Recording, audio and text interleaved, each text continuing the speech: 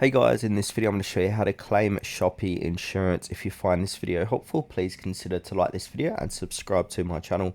In saying that, let's just jump straight into the video.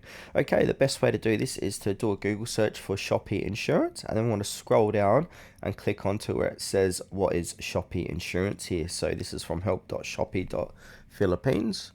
So basically, Shopee Insurance is an insurance marketplace within the Shopee, allowing users to purchase and manage policies within the Shopee app, and there are three categories of protection. So we've got accidental insurance, health insurance, and item protection, and you can have a quick read through what all of these three cover here. And now to buy insurance on Shopee, we need to go to the home page and then select finance icon, then select insurance. Now, in order to claim insurance, first you need to go to your order. So open the Shopee app and then tap me on the bottom right, then select my purchases and then pick the order you want to claim insurance for. Then from there, on the order details page, tap return or refund and then choose the issues. This could be, for example, item not received, damaged item, wrong item, etc.